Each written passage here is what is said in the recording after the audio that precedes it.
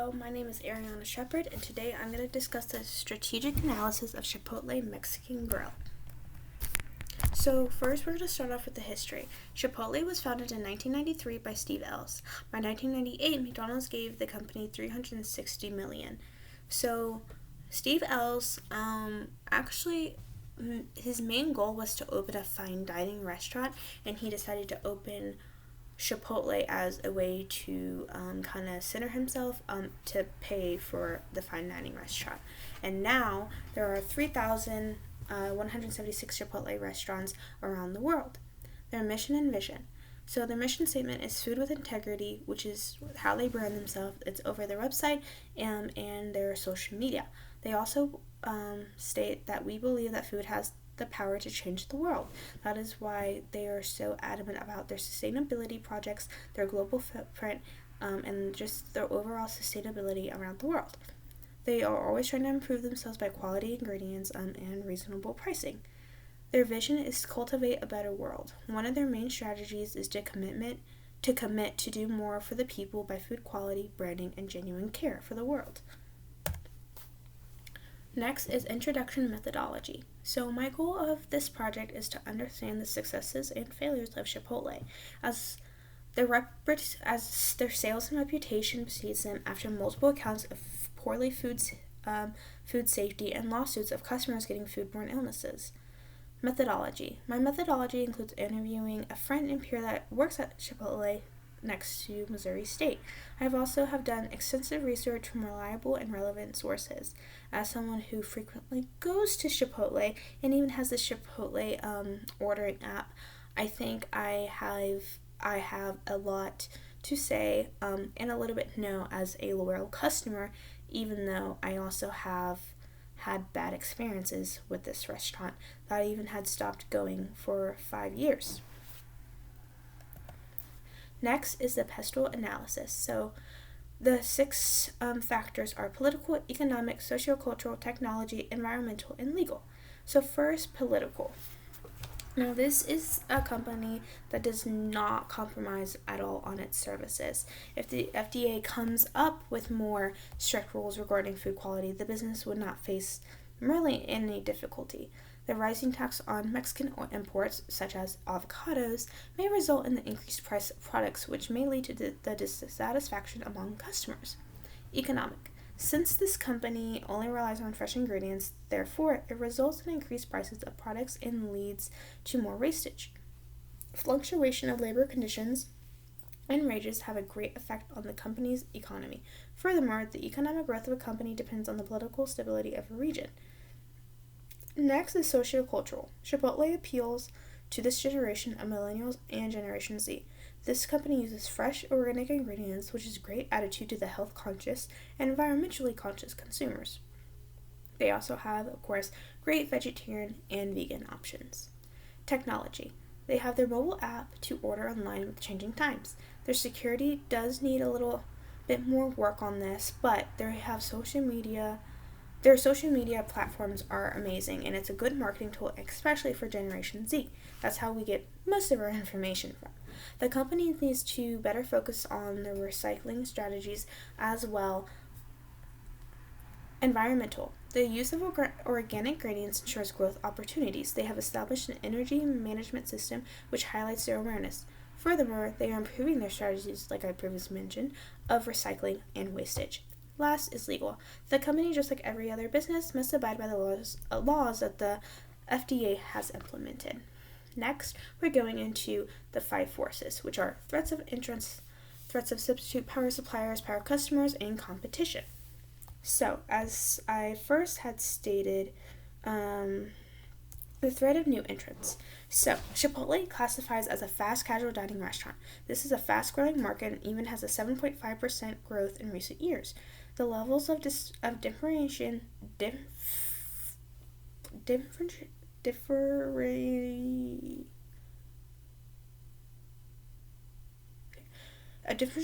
that other places have offered is important to observe. Sorry about that.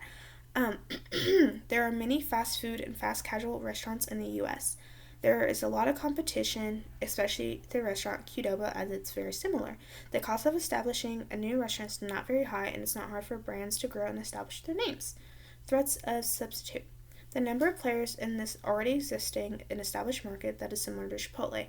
Their range can be from chain restaurants such as Qdoba, Pickleman's, Jersey Mike's, etc., to even just local establishments. This is a highly competitive market, therefore firms are always trying to attract customers and their restaurants available in almost all regions. This indicates that the threat of substitution is moderate to high, and Chipotle needs to keep a watch out for years to come. Next, power of customers. Power of suppliers. Chipotle is smart using multiple suppliers for different things. Suppliers would be worried if the business chooses another supplier over them, so they want to honor that business in the best ways possible. Chipotle is also a large firm that they procure these materials from multiple suppliers to avoid single point failure. Bargaining power of customers. Chipotle offers reasonable prices, which results in continuous of customers who are paying a good price for their meals. Since there are various competitors for customers to choose from, there's a higher bargaining power in terms of making a purchase. The prices of most of the competitors are very similar to Chipotle. Therefore, customers have the idea of going different places. Competitive rivalry. So there are 700,000 restaurants in the U.S., with the majority of them being fast food establishments. Those fast food places have similar brand equity to Chipotle and the level of presence. Therefore, they pose a threat to Chipotle. There are a few restaurants opening up that are very similar to the idea of Chipotle and have the same idea in mind. What I understand and what you guys can get from this as well is some of these are very high, and Chipotle really needs to kind of watch out for the new restaurants to come, or the other already established restaurants that are trying to beat out Chipotle. Next is SWOT analysis. We have strength, weakness, opportunities, and threats. Fresh food, digital friendly, and responsibly sourced meat are all of the strengths of Chipotle. For example, when it comes to fresh food, Chipotle uses fresh ingredients, and they hand make fresh food like queso, salsa, lime rice, guacamole, and meat daily. They don't use microwaves or freezers for their food. Digital friendly. So they have an ordering app that helps customers avoid long waits. Furthermore, you can pay on the app and rack up points for free products. I use this app all the time, and it's really a lifesaver. In 2020, this effective app increased the company's revenue by 7.1%, and during 2020, the restaurant stayed open for to-go orders due to its digital platform. 46.2% digital sales were in revenue in 2020. Lastly, reasonably sourced meat. Their animal welfare has been highly focused on. They use animals that are grown with care and raised without the use of non-therapeutic antibiotics or hormones. Next is high sodium, poor food safety, and unfavorable pricing. So Chipotle's burritos, tacos, burrito bowls, and even salads have a high sodium count. Poor food safety. Like myself, people are very cautious and hesitant to eat at restaurants with a history of foodborne illness outbreaks. In 2014, I got food poisoning from Chipotle, resulting in no longer eating at the establishment for about 5 years. More than 1,000 people became sick after dining at Chipotle in 2018, and they had to pay $25 million for violation of food safety.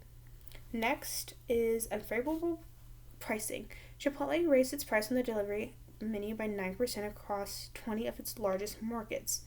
Like other restaurants that have also increased their delivery prices on popular items, Chipotle's pricing strategy does not favor customers, especially when orders aren't correct and customers pay extra for special items. Example of having guacamole, having queso on your burrito bowl or taco or whatever have you, that costs extra. And I know for me, I like having guacamole on and I like using the app, and then it's really disappointing when I get home and there's stuff that I had paid for that's just not on, what I'm receiving.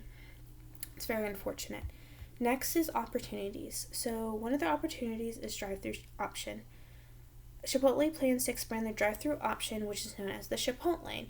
This is a very convenient, quick, and easy way for customers to get their food. Next is the expansion into international markets. There are only 37 Chipotle restaurants outside of the United States that are in Canada, United Kingdom, and some in Germany and France.